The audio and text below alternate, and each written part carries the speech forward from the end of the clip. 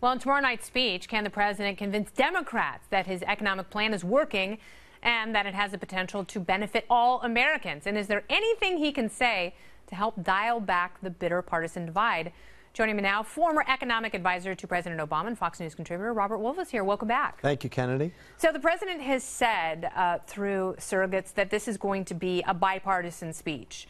And there are a few areas. I mean, obviously, Democrats want to take the economic message home, try and somehow make it theirs. But there's also a lot of bipartisan work to be done on infrastructure and immigration. Where does the president have the most success?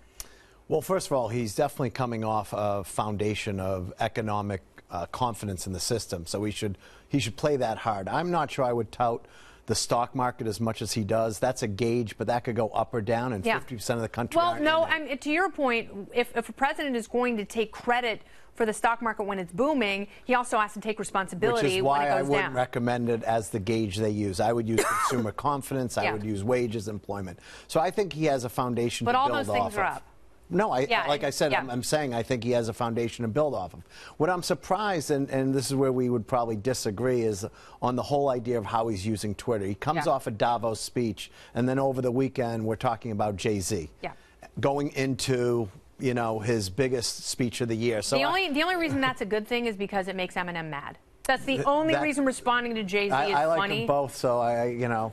But and then I think on infrastructure and immigration, listen. It is bipartisan, those two things. And if he can thread the needle and get that done in a bipartisan fashion, then that's great. But it will be interesting what he gets done. I mean, certainly the idea of what he said about Dreamers and with respect to border security, if there was a vote today just on those two things, that would be done. Yeah. Okay? It's a given that the Dems will give on border security for the Dreamers. Well, you also have a majority of Republicans who want to protect Dreamers. Correct. So, and they want to keep DACA intact. So I think both parties are being very irresponsible when they say they're so far away. Yeah, I think that. And it doesn't have to be amnesty and a wall.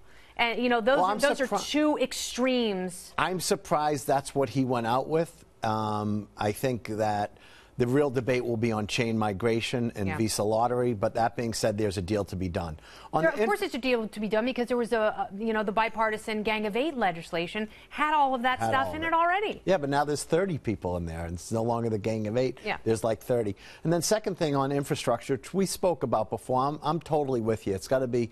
I like private partnerships. PPPs. I understand. But I like starting with private-public, not public-private.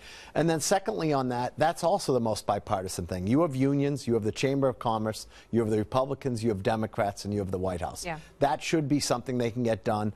I'm not necessarily happy with how they're looking upon it. I think, you know, there are many different things on water treatment and this, that you don't have to raise so much debt money.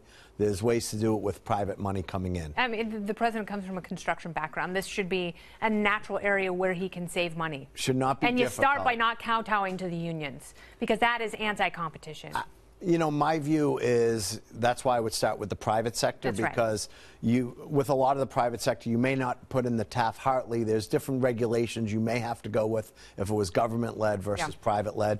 I think that being said, tomorrow's speech will be interesting because you have the McCabe thing that you've been speaking about. There's so many things going on. The question will be can he stay Can he stay focused? Can he stay in his lane? I think people will be surprised that he will. He can do that when he has to. He always does it on foreign trips. Can he give a foreign speech domestically? I think he can. Does it make a lot of difference? Probably not. Robert Wolf, thank you so much. Thanks for having me on. All right.